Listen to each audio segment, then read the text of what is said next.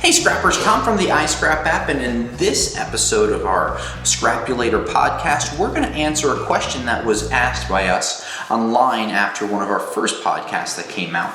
So Old Guy Scrapper down in New Orleans asked this question about us.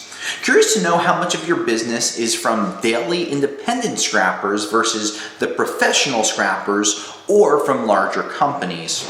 So these are really interesting questions, and I'll share a little bit and I'll just kind of brief you from there.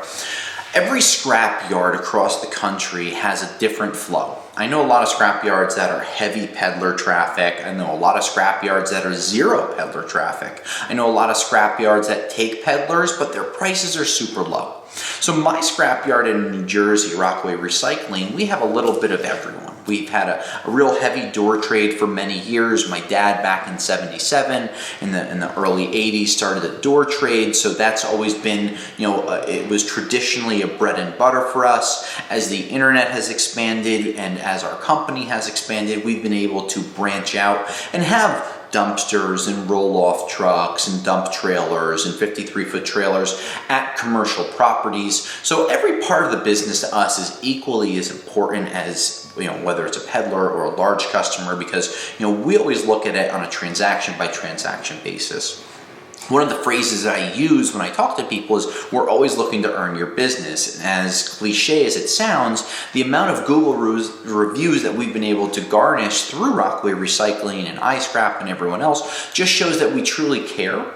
And we have all types of customers that bring us material, and whether it's 30 or 40% peddler or 30-40% commercial or 30-40% industrial or 10% heavy scrapper. To me, I just look at every transaction as a new opportunity to continue to bring people in, to learn about their needs, and one of the things that we really look for, while it might not answer your question, is things that we do poorly.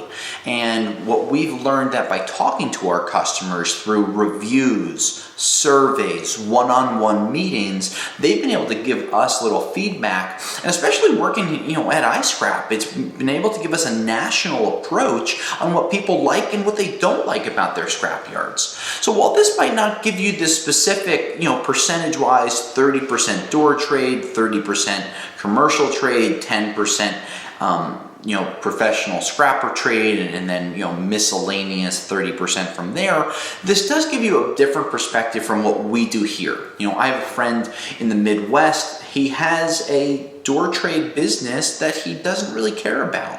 He cares about the large commercial customers where he has 7 or 8 trucks running all the time and 500 dumpsters. I think that on a yard by yard basis, things change.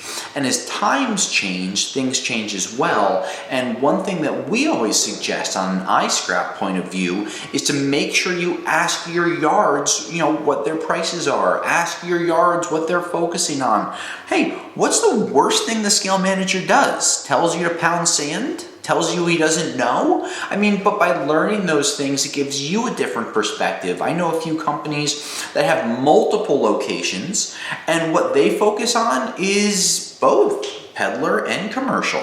They want to be able to have one team working on peddlers, one team working on larger commercials. One thing I will say is this.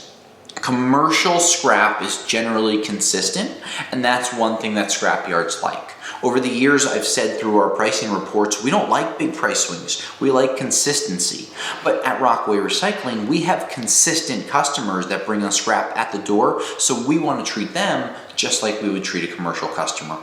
So listen, Old Guy Scrapper down in New Orleans, hopefully that answered your question. If it didn't, ask me a different way, and hopefully we'll get you an answer next time. But until next time, I'll scrap you later.